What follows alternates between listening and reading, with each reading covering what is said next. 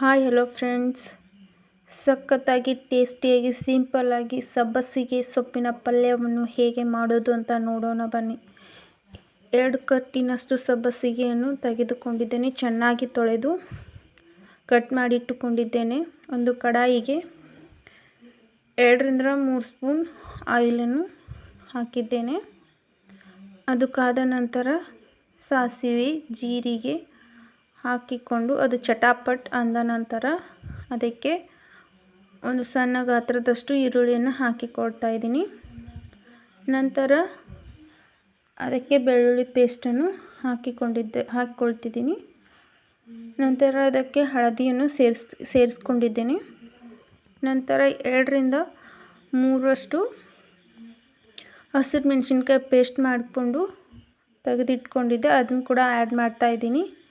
ನಂತರ ಅದೆಲ್ಲ ಫ್ರೈ ಆದ ನಂತರ ಸಬ್ಬಸಿಗೆ ಮೊದಲೇ ಕಟ್ ಮಾಡಿಟ್ಟುಕೊಂಡಿರುವ ಸಬ್ಬಸಿಗೆ ಅನ್ನು ಹಾಕ್ಕೊಳ್ತಾ ಇದ್ದೀನಿ. ಎಣ್ಣೆಯಲ್ಲಿ ಚೆನ್ನಾಗಿ ಫ್ರೈ ಆಗುವವರೆಗೆ ಸಬ್ಬಸಿಗೆಯನ್ನು ಕೈಯಾಡಿಸಬೇಕು. ನೀವು ಹಸಿರು ಮೆಣಸಿನ್ಕಾಯಿ ಬದಲಾಗಿ ಒಣ ಮೆಣಸಿನ್ಕಾಯಿ ಕೂಡ ಇಲ್ಲಿ ಹಾಕ್ಕೊಳ್ಬೋದು. ಈ ಥರ ಟೇಸ್ಟ್ ಕೂಡ ತುಂಬ ಚೆನ್ನಾಗಿರುತ್ತದೆ. ಈ ಸೊಪ್ಪಿನ ಪಲ್ಯ ಬಾಣಂತಿಯರಿಗೆ ತುಂಬ ಹೆಲ್ಪ್ಫುಲ್ ಆದ ಸೊಪ್ಪಿನ ಪಲ್ಯ.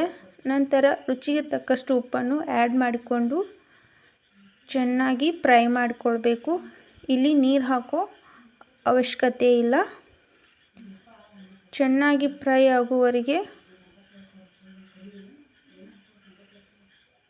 ಬಿಡಬೇಕು. ಅದರಲ್ಲಿರೋ ನೀರೆಲ್ಲ ಆರುವರೆಗೆ 1-2 ನಿಮಿಷ ಬಿಡಬೇಕು. ನಂತರ ಮೊದಲೇ ಒಂದು ವಿಜಲ್ ಕೂಗಿಸಿಕೊಂಡು ತೆಗೆದಿಟ್ಟುಕೊಂಡ ತೊಗರಿ ಬೇಳೆಯನ್ನು ಆ್ಯಡ್ ಮಾಡ್ಕೊಳ್ತಾ ಇದ್ದೀನಿ.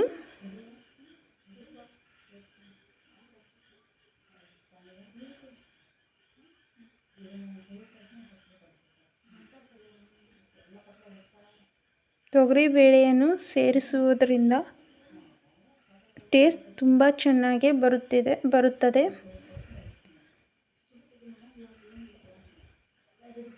ಅದನ್ನು ಚೆನ್ನಾಗಿ ಮಿಕ್ಸ್ ಮಾಡಿಕೊಳ್ಳಬೇಕು.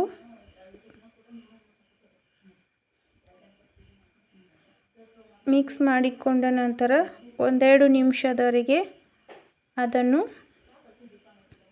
ಮುಚ್ಚಳವನ್ನು ಮುಚ್ಚಿ ಬಿಡಬೇಕು.